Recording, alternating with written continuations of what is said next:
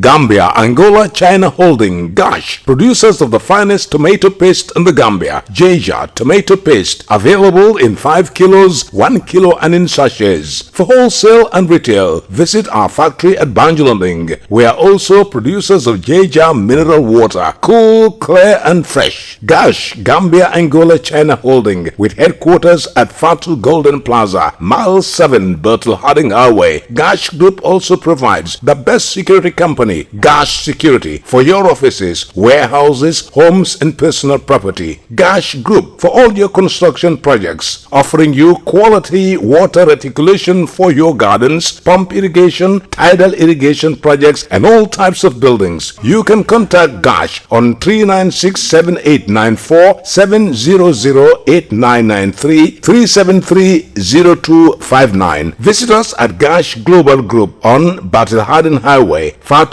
Golden Plaza. Our website www.gachglobal.com. Gambia, Angola, China Holding, Gach. Yunus English School. For quality and affordable education, look no further. Yunus English School has what you've been looking for. Yunus English School is a leading institution in the Gambia with nursery, lower basic, upper basic and senior secondary education with magnificent teaching and learning facilities. Yunus English School has highly qualified and experienced teaching staff preparing students for university and beyond. Yunus English School is an institution with distinct academic excellence, and the school operates not only in the usual 5 days a week but 6 days a week, Mondays to Saturdays, breaking a remarkable record on credit hour coverage for all our students. Contact Yunus English School today to register your children on 77-81443 or 707-0091 or still on 9249426. Better still, you can email yunusenglish@yahoo.com. At Yunus English School, excellence is a priority without compromise.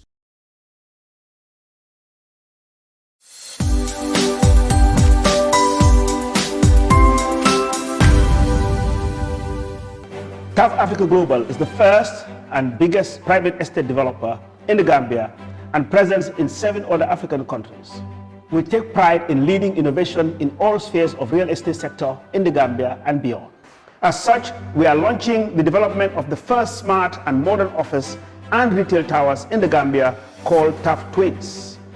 The Taf Twins is located in the heart of the Kanifing institutional area and 10 minutes drive away from Banjul. Taf Twins is designed to have 5 floors of office spaces ranging from 50 square meters to over 1,000 square meters with 2 elevators, central air conditioning, 24 hours electricity and water supply, with the ground floor reserved for banking, supermarket, restaurant and coffee shop. For your bookings and reservations, please call now on 376-2333 or 776-2333. Thank you.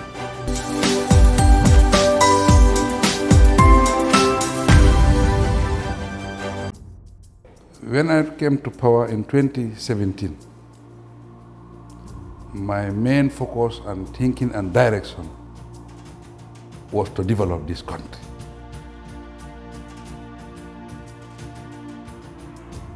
Infrastructure was lacking behind. That's why it was our main focus. What we have completed within these 4 years is almost equivalent to what has been done almost in this past 50 years or so. Barrow has to his credit a number of impressive bridges and roads infrastructure projects which were initiated and completed in record time as part of efforts to fulfill campaign promises to shape and modernize Gambia's infrastructure outline. By the end of 2020, President Barrow's government achieved 100% completion of the primary road network along the north and south banks of the country as set out in the National Development Plan, NDP, which is 818 kilometers, but also covering all the way to Fatoto, making a total of 168 kilometers. Along the newly constructed Basse to Fatoto Road, 2 bridges, at Chamoy and Suduwal, 25 meters and 32 meters long respectively, have been completed as of July 2021. In Basse, a 250 meters long bridge, and in Fatoto, a 170 meters long bridge, have been completed by July. Since independence, many of these rural communities were completely cut off from the rest of the Gambia. But thanks to the visionary leadership of His Excellency President Adama Barrow, rural communities today are not only part of the greater city-state concept, life and rural economy have also seen a turnaround for the better. From rural to suburban areas of the greater Banjul area, as well as the capital Banjul, more road projects are being initiated to boost commerce, ease communication, and lift people out of poverty. Surely and truly, President Adama Barrow has kept his promises to the Gambian people. For continuity of massive development projects, vote President Adama Barrow and the NPP-led coalition for a brighter future.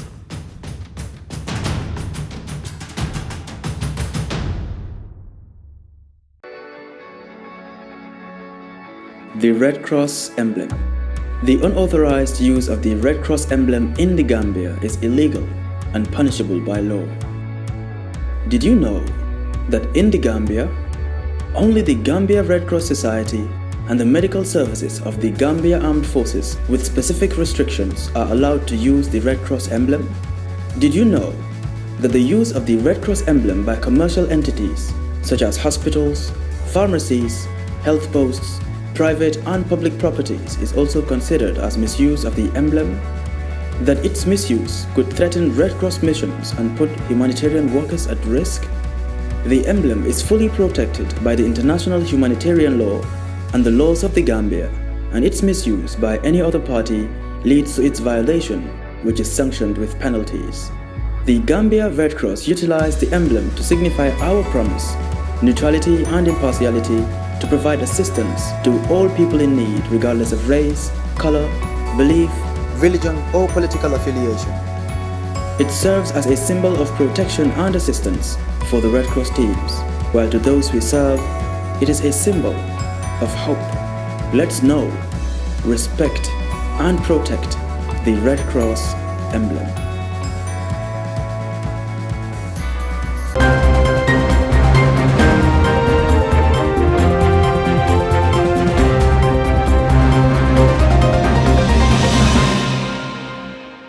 It's a warm welcome to our studio here in Serekunda. This is Star TV News with me, Mamadou Bailabari. In the headlines tonight, Gambia Armed Forces completes peacekeeping training. Barrow's government to build 120-kilometer roads when re-elected. Gambia Wrestling Association implementation team lead consultant pays courtesy to sports minister. Former President Jammeh addressed GDC rally in Sarebojo. Over 28 Gach personnel concludes basic commando training. Peace ambassador to the Gambia updates media on electoral campaign. On the international scene, European countries impose restrictions on unvaccinated people. Thousands remain stranded by massive floods in Western Canada. Palestinian prisoner from Gaza dies in Israeli custody. These were the headlines, and now the news in detail.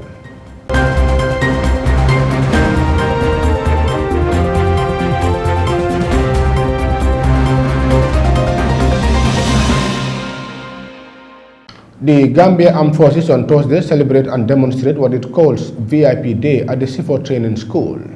The day is meant to demonstrate some of the essential skill centers learned during the training conducted by the British Army training team. Binta Koli attended the exercise and she filed in this report. The training is also meant to build and equip the Gambia Armed Forces, both physically and mentally, for possible upcoming UN peacekeeping missions. The 3 months of training attracts a 12-man team from the UK who are experts in their various fields. Speaking to his subordinates, Chief of Defense Staff Lieutenant General Yankuba A. Drame said they owe it to the country to defend and protect the country. He advised them to serve with pride because wearing the uniform is indeed something to be proud of. Vigor and determination. Be proud to serve in uniform. Personally, I feel proud to serve in uniform. And trust me, I did not regret serving in uniform. I had an option to change my profession. But I said to myself, I belong to this fine institution we call the military.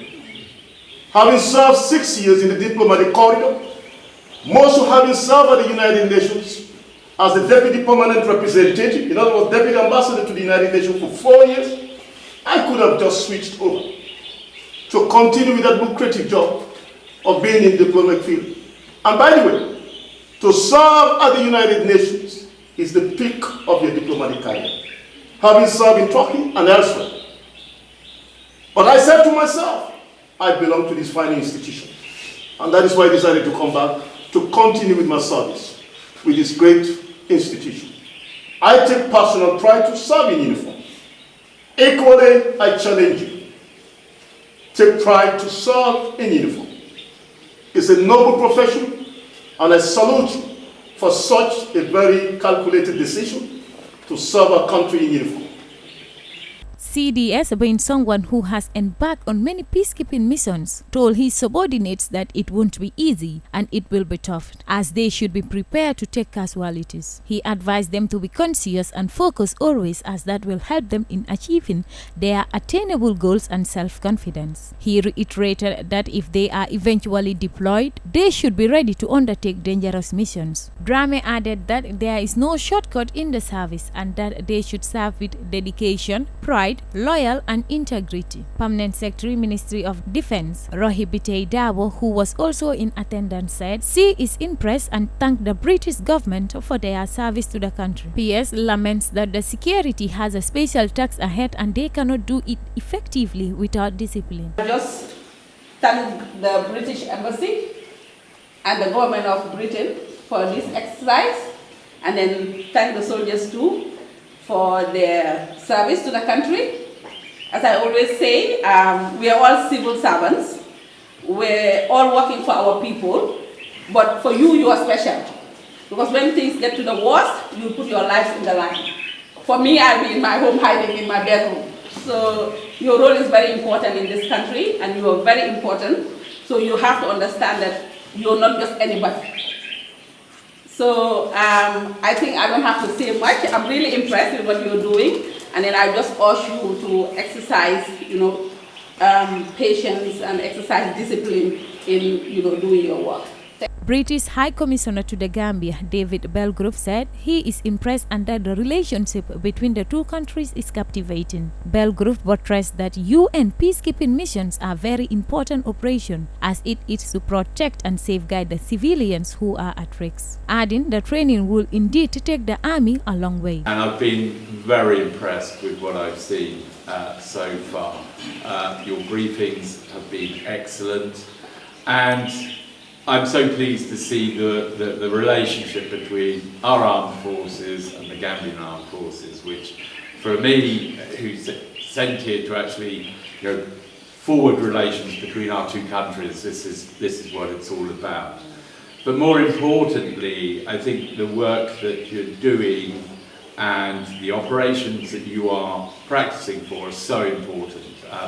UN peacekeeping operations are so vital to international security and to protect civilians in stabilised countries. And this is what all this training is about. So I can only say I'm really impressed with what I've seen so far. I'm so pleased about the relationship between our two militaries, but also wishing you all the best for your future operations, because this is you're making a great contribution to international security as well as to the Gambia. So thank you. A rundown of intelligence and exercise was shown and presented to the CDS and the British High Commissioner on how to plan and tackle an enemy if there happens to be one.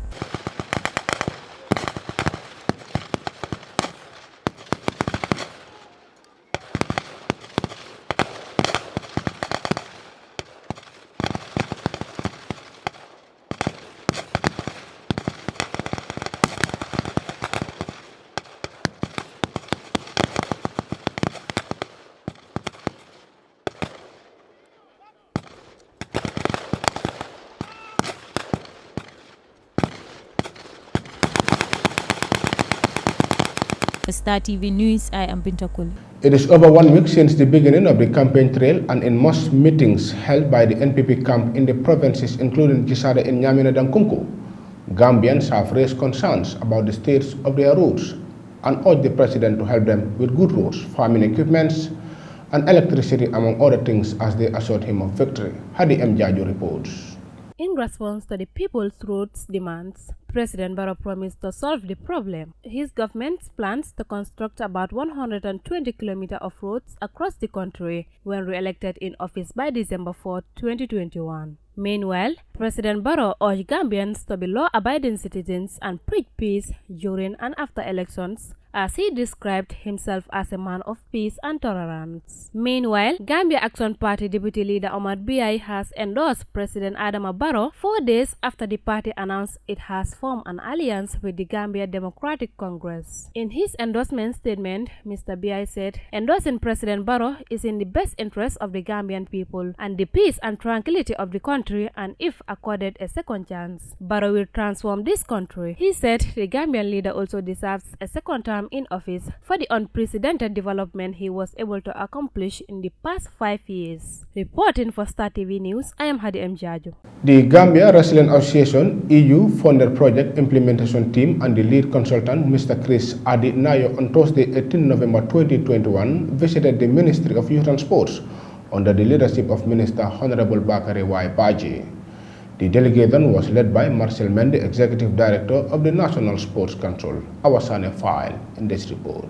The meeting was meant to update the minister on the stage of the ongoing work of the EU project in promoting investment in culture, creative arts and sports to enhance resilience against climate change in local communities. The project beneficiaries include the Gambia Wrestling Association, Gambia Chamber of Commerce, and other partners. It aims at promoting traditional wrestling as a cultural heritage and subsequently create job opportunity for young people who are into the art of wrestling. Speaking at the meeting, Chris Adinayo, the project leader, thanked the Honorable Minister for taking time off his busy schedule to have an audience with the project team. He also expressed his satisfaction with the progress made so far and highlighted the benefits of the project, which will, among other things, promote culture, tradition, and the environment. Mr. Michael Mende, Executive Director, National Sports Council, said the project is in line with the ministry's mandate. Thus, he affirmed his institution's support to the project. Babukar Saho, project manager at the GCCI, said his institution is interested in the successful implementation of the project. He added that the GCCI will continue to the gains and continue to work with the implementing partners for the benefit of young people in the country. Minister Baji reassured his ministry's continued support to the implementation of the project. He said the ministry has been advocating for the decentralization of sporting facilities. He said the project will address the most important needs of wrestling in addressing the problem of arena and create employment for youth who venture into the arts and its economic growth. Sheikh Omar Jaro briefed the minister on the project's aims and objectives, the state of play, achievements, and details of second phase. For Star TV News, I am Awasane. In a show of defiance by GDC leader Mama Kande, former President Jammeh last night addressed a campaign meeting in Sarebojo in the Central River region. Momodu Gajigo sent us this report. Of the Almighty Allah, you follow the alliance, APRC, GDC, you work for us, you will forget all the suffering. Within 2 years, we're going to rebuild the country and move forward stronger. Mune, APRC, GDC, ngeen sànni leen kàtta dafa mel ni si ñaari at yi nga xam ne mooy ñëw loolu mooy dina tabaxaat Gambia tabaxaat bu gën a ees li fi nekkoon. mu ne ndegam soob na suñu borom muy Yàlla mu tedd mi incha allahu taala. By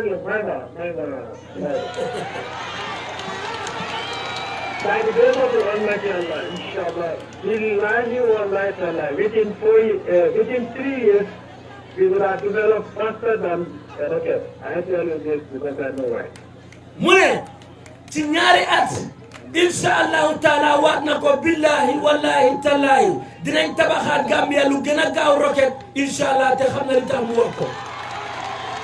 Within 12 months, you will forget insecurity, electricity problems, water problems, school fees. You will forget that because you know me. You remember? In 1994, when I stood at Palestinian and said, you are going to have electricity, and I'm going to build this road. Many people didn't believe me. That is why I say today also is a historic day. Where every promise that I give to Palestinian and anywhere in the Gambia, I fulfill my promises. Mune, ci fukki weer ak ñaar dina tabaxaat lépp loo xam ne nii ci sécurité bi jànga bi ak yëpp mu ne te mus naa taxaw Farafenni fii mu wax leen ne nañ fi defar yoon ak électricité mu ne te waaye ñu bari ko muñ ko woon waaye nakam. That I'm skeptics are saying, Nindo Kalibake, where Nindo Simala, because Alabakina, Abe Kali Road, Akakalile. Ye Kali Road, Tonala, Yalon Court, Ibe Tonala, Alapo Barakamile. Ye Paniako, Ye Kali, what were Alake Alaki. Mune, bim ko waxee ñu bari dañ am ñaari xel ne kii li mu wax nii di waat moom su ko defee dafa xalaku waaye soo waxee dëgga tuwaat ko yàlla du la xalak de waaye li nga wax su nekkee ne du dëgga soo ko waatee yàlla xalak la. Mr. Jammeh further said he is entrusting Gambians to Mama Kandeh, noting he will live and die for Gambians. Support me and Mama Kandeh, GDC and any other party, patriotic party, citizens that are ready for development, come and join the coalition and we'll build the country a better Gambia, better than it has been in 22 years. Mune, ñu support moom ak Mama Kandeh ak beneen parti boo xam ne patriotique la pour ñu ñëw ñu bilaat Gambia ci better place boo xam ne moo gën a gaaw moom moo nekk. Remember, as a united country, of all tribes united, we can build a better country because the Almighty Allah will be on our side. mu ne ci ñi nga xam ne noonu la ñoo def ñu nekk booloo mooy ñu unite dinañ def Africa ñu gën a développe ci ni mu gën a gaawee. My fellow Gambians, let us love our country. Only we, the Gambians, can take the lead in developing our country, but we can only develop the country where there is peace and unity, peace and security, and peace with social justice. mu ne mu ngi wax suñu mbokki Gambian yëpp ne ñu bokk nekk benn moo mun a indi jàmm moo mun a indi security moo mun a indi liggéey bu gaaw. By the grace of the Almighty Allah, I entrust Mama Kandeh to all Gambians who are patriotic, development-oriented, and love their country. mu ne moom moo samp Mama Kandeh pour moom mi nga xam ne moom nekk na koo xam ne nit ku liggéey koo xam ne liggéey la xam te yow ak patriotic Gambian yëpp pour ñu développer Gambia ak Africa. The Gambia Armed Forces on Friday concluded a 6-week intensive training at the Gambia Armed Forces Training School in Fajara. The training is part of efforts to enhance the capacity of the Gambia Army. Modu Elbaji reports. The training was earmarked for 89 participants, but due to the intensity of the course, only 29 gallant men made it to the final stage of the commando cadre training with the British short-term training team. During his keynote address, the representative of the Chief of Defence Staff, Colonel Musa Tarawale, thanked the British High Command for conducting the capacity-building training for the members of the Gambia Armed Forces. Colonel Tarawale stated that the training will go a long way in equipping the Gambia Armed Forces in opening for military cooperation for the two countries. Colonel Tarawale said the insecurity in the sub-region is a cause for concern, based on which the Gambia Armed Forces set up necessary security units as part of its efforts in protecting the country's territorial integrity. The Kingdom, and of course the great people of the United Kingdom, for providing the necessary support in conducting this critical component of capacity building for members of the Gambia Armed Forces. Similarly, our appreciations and commendations goes to the Defense Advisor, Lieutenant Colonel Charles Cooper, who is not here with us, and the team of instructors from the British Army short-term training team of the 42 Royal Marine Commandos for delivering this quality and relevant training to the Gambia Armed Forces. Equally, I wish to acknowledge and salute the commendable effort of the Commandant of the Gambia Armed Forces Training School, instructors, and the entire staff for creating the enabling environment. Your Excellency, distinguished ladies and gentlemen, today's ceremony is a culmination of a 6-week-long intensive training sponsored by the government of the United Kingdom. It is of the first kind after the dawn of the new political dispensation being conducted for the Gambia Armed Forces. Hence, this marks yet another great achievement in the development and capacity building of our men and women in uniform to better equip them to contribute to the socio-economic development of the Gambia.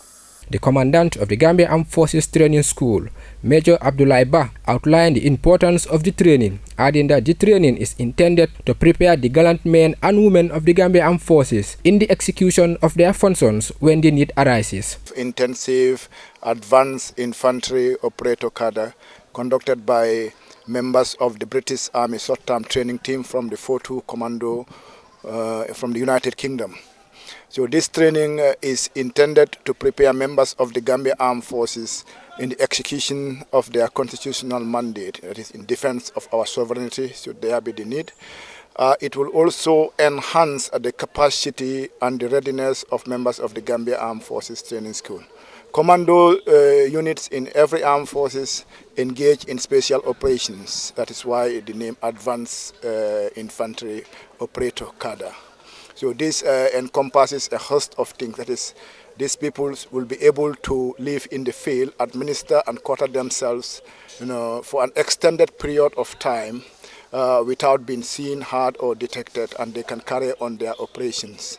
So commandos operations in essence, it is an enhanced infantry, capability that every armed force needs in order to be able to successfully conduct certain operations. Commandant of the British training team, Captain Leach, revealed some of the activities the graduates went through during the course of their training. So each week they're conducting different modules of training, which included medical training, close quarter battle, reconnaissance, and then a final exercise that accumulated all the training they'd competed. Additionally to that, they had almost daily physical sessions, which involved speed marches, assault courses, lots of press-ups, lots of running to test their physical fitness and how they could apply that when they're on the battlefield. Second Lieutenant Mohammed Marong delivered the vote of thanks on behalf of his comrades. Marong applauded the High Command of the Gambia Armed Forces for their relentless efforts in building the capacity of their personnel. What we couldn't say to you all from the beginning, we will say here today. Thank you. The training troop and I are so proud to have associated and learned from you all, the Royal Marine Commandos. Thank you for the speed marches and the sally ups and downs. It made us stronger than many. Thank you for the bottom fill. The exercise will add value to the Gambia Armed Forces in their quest to standardize and install professionalism in the Gambia Armed Forces. For Star TV, I am Model Baji. Following the Election Watch project, peace ambassadors to the Gambia on Friday updates the media on their findings on the ongoing presidential campaign. In light of this, PAG deployed a total of 59 campaign observers to observe the conduct of the campaign in all constituencies and regions within the Gambia. Awasane has more details in this report.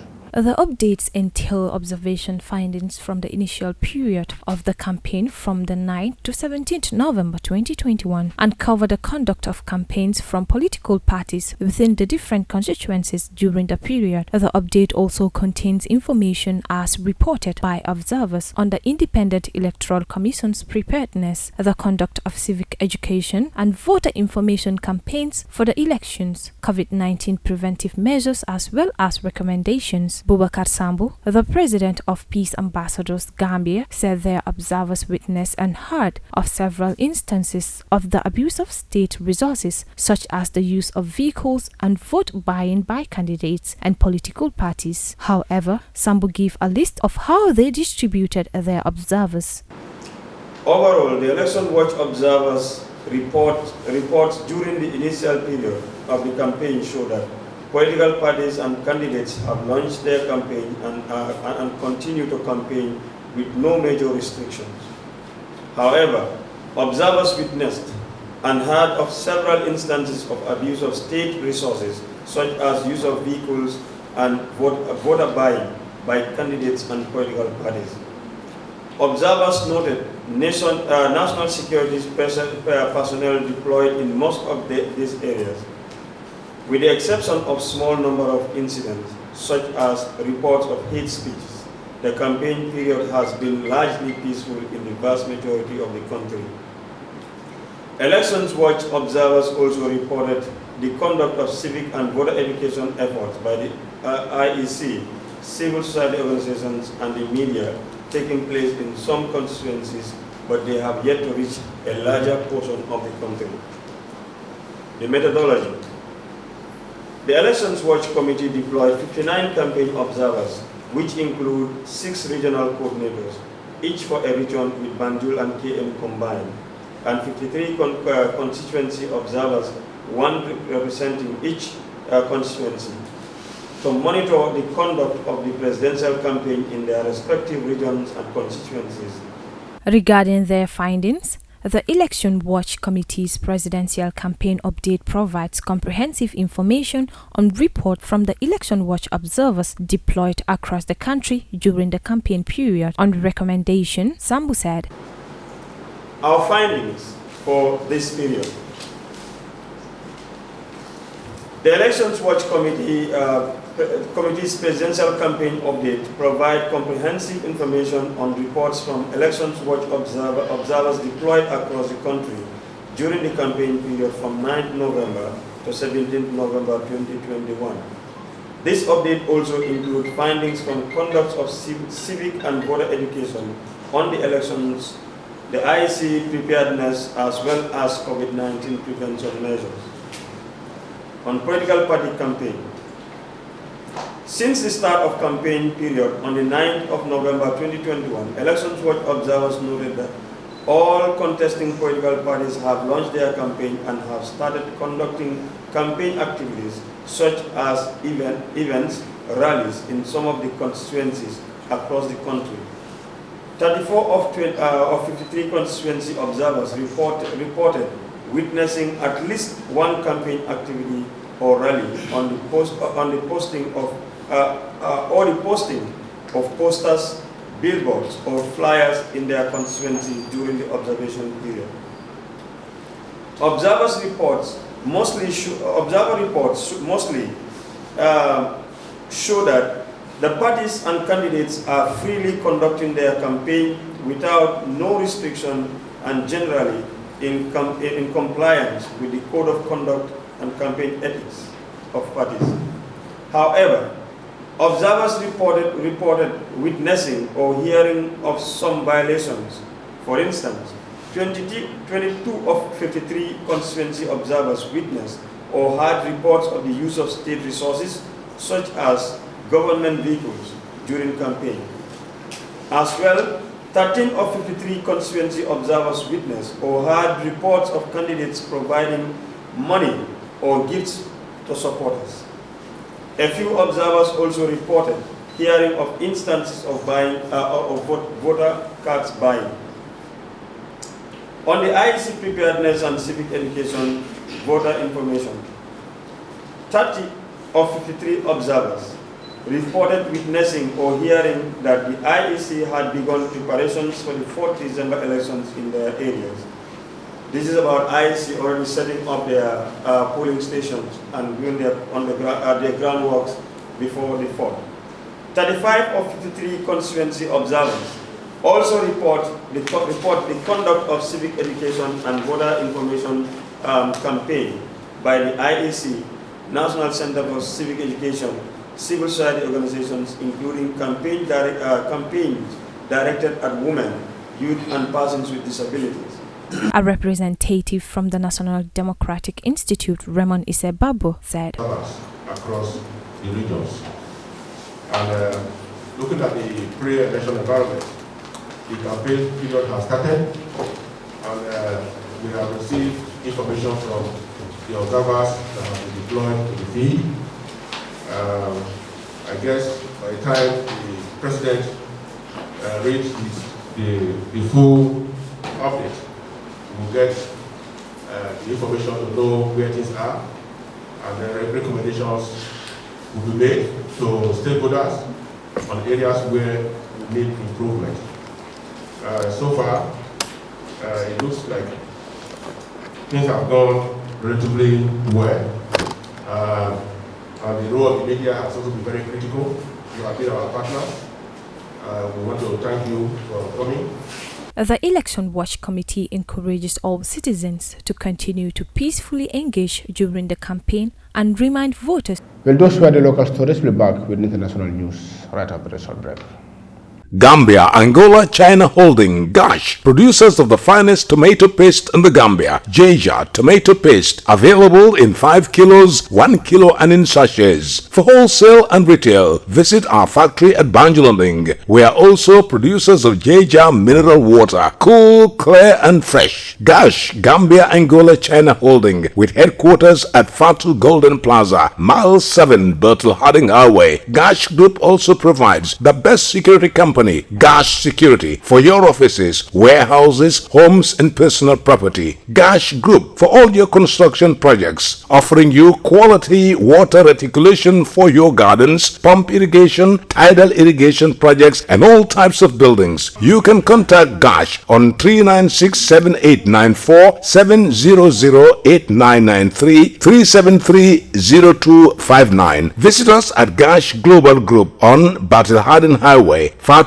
Golden Plaza. Our website www.gachglobal.com. Gambia, Angola, China Holding, Gach. Yunus English School. For quality and affordable education, look no further. Yunus English School has what you've been looking for. Yunus English School is a leading institution in the Gambia with nursery, lower basic, upper basic and senior secondary education with magnificent teaching and learning facilities. Yunus English School has highly qualified and experienced teaching staff preparing students for university and beyond. Yunus English School is an institution with distinct academic excellence, and the school operates not only in the usual 5 days a week but 6 days a week, Mondays to Saturdays, breaking a remarkable record on credit hour coverage for all our students. Contact Yunus English School today to register your children on 77814443 or 7070091 or still on 9249426. Better still, you can email yunusenglish@yahoo.com. At Yunus English School, excellence is a priority without compromise.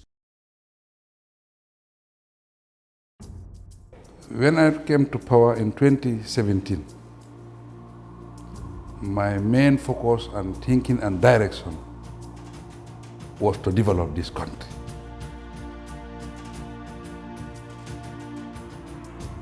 Infrastructure was lacking behind. That's why it was our main focus. What we have completed within these 4 years is almost equivalent to what has been done almost in this past 50 years or so. Barrow has to his credit a number of impressive bridges and roads infrastructure projects which were initiated and completed in record time as part of efforts to fulfill campaign promises to shape and modernize Gambia's infrastructure outline.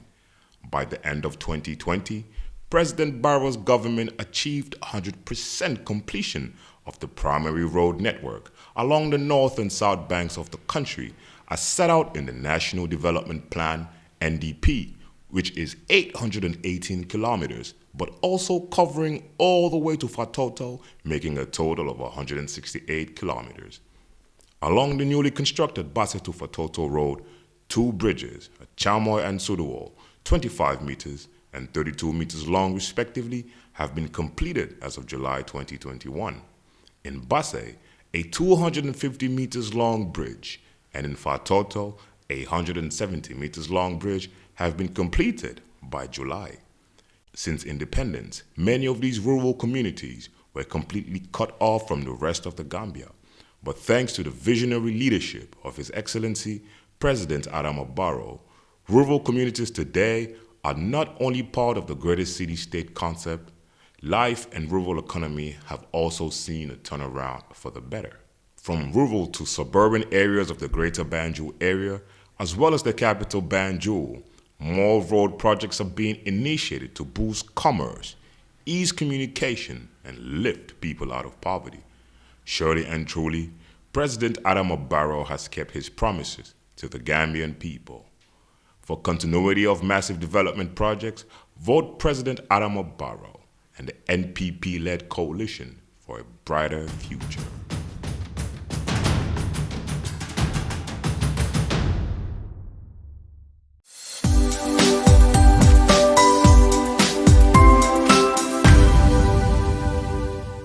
TAF Africa Global is the first and biggest private estate developer in the Gambia and presence in 7 other African countries. We take pride in leading innovation in all spheres of real estate sector in the Gambia and beyond. As such, we are launching the development of the first smart and modern office and retail towers in the Gambia called TAF Twins. The TAF Twins is located in the heart of the Kanifing institutional area and 10 minutes drive away from Banjul. TAF Twins is designed to have 5 floors of office spaces ranging from 50 square meters to over 1,000 square meters with 2 elevators, central air conditioning, 24 hours electricity and water supply, with the ground floor reserved for banking, supermarket, restaurant and coffee shop. For your bookings and reservations, please call now on 376-2333 or 776-2333. Thank you.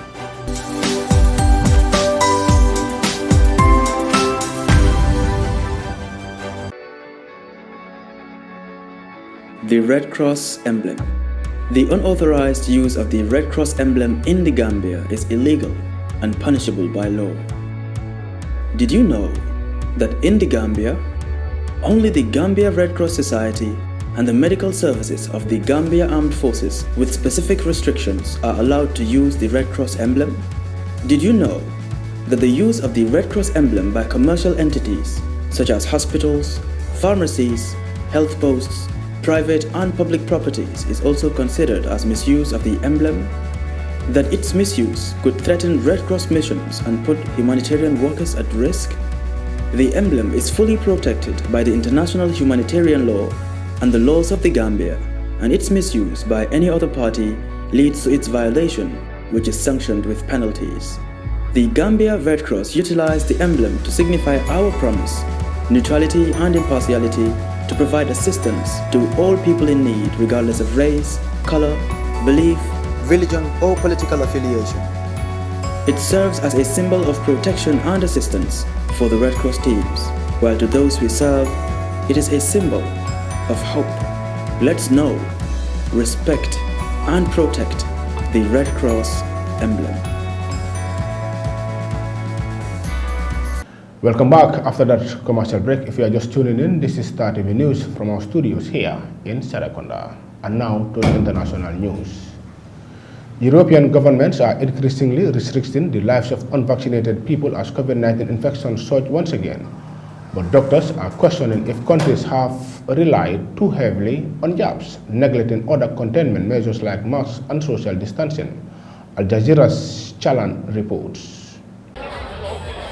Bars are full along the seafront at Benidorm. This resort town on Spain's east coast is popular with UK package tourists seeking an escape from the autumn weather back home. But a spike in local COVID cases recently suggests they may have been bringing something with them. We don't have proper data on the rise of the infections, but we did notice as soon as tourism came back to this area, the rise of infections came too. This is unquestionable. So visitors are being offered vaccinations. Some haven't had one at home, and most have arrived on crowded planes. When we arrived at the airport yesterday, 5 flights all came in at the same time, and there was thousands of people from Manchester, Cardiff, Bristol, all queuing up together. So that's not good if you're trying to keep COVID down to a minimum. Spain's infection rate is rising, but it's worse elsewhere in Europe. German Chancellor Angela Merkel says a 4th wave has hit her country with full force. Where infections are worse, access to events and restaurants will only be for those who've been vaccinated or who've recovered. Munich has cancelled its Christmas market. Infections in Bavaria are double the national rate of 300 or so per 100,000. Anfangen On Monday, it was said that you were allowed to set up. And in the end, the result is that we have to dismantle now, and we have to bear all the costs. Nobody pays us the costs. In Greece, private doctors are being drafted into the public healthcare system for a month. Hospitals and intensive care wards have been overwhelmed by rising infections recently. Medics are protesting, saying they're overworked and underpaid. Many European countries are caught on the horns of a dilemma. Significant parts of the population don't want to get vaccinated, but nor do people want more restrictions on their day-to-day lives. Well, those who are unvaccinated obviously are more susceptible to getting infected and having severe symptoms. So they're driving the pandemic. The other issue is that European countries are being very reactive rather than proactive. There's been largely a focus now on vaccination and less of a focus on other control measures like face masks in interiors and the COVID certificate, which I think is incredibly important. The death tolls aren't what they were earlier in the outbreak, but people are still dying. And once again, Europe is the centre of the world's COVID-19 pandemic. Rory Challens, Al Jazeera. Canadian troops are on the ground helping with rescue efforts in Western Canada, where about 18,000 people have been stranded by floodwaters. The rains and mudslides have wrecked roads, bridges and railway lines, and several towns remain cut off in the province of British Columbia, officials say. They expect this to be coastline's natural disaster in Canadian history. After this summer's wildfires, scientists say these extreme weather patterns are caused by climate change. Al Jazeera's Ratansi reports from Canada. The Sumas Prairie is British Columbia's agricultural heartland, but now it's submerged. In fact, Sumas Prairie had been Sumas Lake for millennia before it was drained in the early 20th century for settlement. Now it's a vast floodplain, particularly vulnerable to more frequent weather extremes that scientists warn us to expect in the changing climate. Over 2 days this week, a month's worth of rain fell here. Now thousands are displaced or cut off. Roadways, railways and bridges have been washed away. Some of those rescued are staying in this shelter, with no idea of when they can return home, given the continued flooding and the uncertainty about the structural stability of transport routes that remain. I've heard 2 days to 10 days to no one knows. So yeah, I heard 2 days ago, so I'm still here. Farmers have desperately been trying to rescue their livestock. Some 20,000 dairy cattle once grazed here. Many are thought to have perished. In Washington, D.C., after the so-called Three Amigos summit with his U.S. and Mexican counterparts, the Canadian Prime Minister pledged coordinated action. We will continue to work with Indigenous communities to keep people safe. We'll work with the province, with industry and all other partners on logistics, on repairs, on getting goods moving. Trudeau did mention climate change in general terms, but didn't take the opportunity to link the catastrophic flooding in British Columbia to greenhouse gas emissions. But climate scientists are being explicit. They say the disaster is part of a destructive cycle caused by human-induced global warming. Just a few months ago, a record heatwave caused by changing jet streams led to forest fires that stripped the landscape of trees and the stability of their root systems. That was then followed by intense storms fueled by the warming ocean that washed away everything in their path. In the past, climate scientists were reluctant to say that one specific weather event was definitively connected to global warming, but now, such is the strength of the science, that ambiguity is gone. They say this is what climate change looks like. Shihab Ratansi, Al Jazeera, Abbotsford. A Palestinian rights organization has called for a rapid and impartial investigation after a prisoner died in hospital while in Israel custody. Sami Al-Amu had congenital heart issues and was unconscious when taken to hospital. His family says the Palestinian Center for Human Rights say it is extremely concerned he had not received adequate and timely medical care. The Palestinian Prisoners Society says 72 Palestinians have died from medical negligence since 1967. Al Jazeera's Yuma El-Said reports from Gaza, Palestine. Pictures of Sami Al-Amour hang at his home in Gaza and at his funeral. They were supposed to welcome his return after he was released from an Israeli prison. He'd been detained since 2008 and sentenced to 19 years on weapons smuggling charges. He died in hospital on Thursday, in Israeli custody. Members of his family say they have been in shock since being told of his death. It's the occupation to blame. They neglected him. They detained him and he was perfectly fine. He didn't suffer anything. I haven't seen him for long years. They always denied our visit. I just want them to send his body back to Gaza. We want to see him. Sami suffered from congenital heart problem. His family and supporters say that was worsened by years of living in hard conditions in prison. They accuse Israeli authorities of deliberately neglecting his health. As a result of medical negligence that the occupation authorities practiced on the prisoner, where he was left for over 14 hours in the crossing while being transported from Nafha prison to Soroka hospital, shows the deliberate and intentional medical neglect by the Israeli authorities.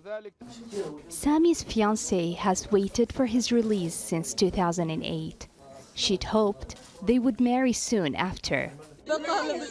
We urge the United Nations and the entire world to support the oppressed prisoners in their cases. They are dying in prisons and jails and no one cares. Sami's family say Israeli authorities prevented most, and his mother only saw him in prison a few times over his 14 years in prison. In a statement to Al Jazeera, Israel's prison authority said all prisoners receive treatment according to their needs.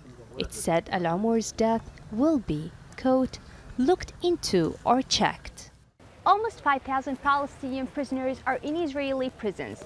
The Ministry of Palestinian Prisoners says more than 500 of these prisoners suffer medical conditions, and some are cancer patients, while 227 of them have died in Israeli prisons since 1967.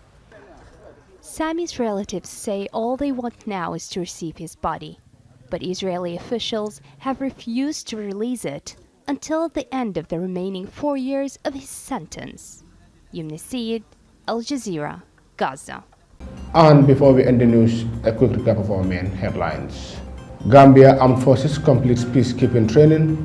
Barrow's government to build 120-kilometer roads when re-elected. Gambia Wrestling Association implementation team lead consultant pays courtesy to sports minister. Former President Jammeh addressed GDC rally in Sarebojo. Over 28 Gach personnel concludes basic commando training. Peace ambassador to the Gambia updates media on electoral campaign. On the international scene, European countries impose restrictions on unvaccinated people. Thousands remain stranded by massive floods in Western Canada. Palestinian prisoner from Gaza dies in Israeli custody. Well, that's all for this edition of the news. Thank you very much for joining us. Do join us tomorrow for more news. Till then, have a very good night and a great weekend ahead.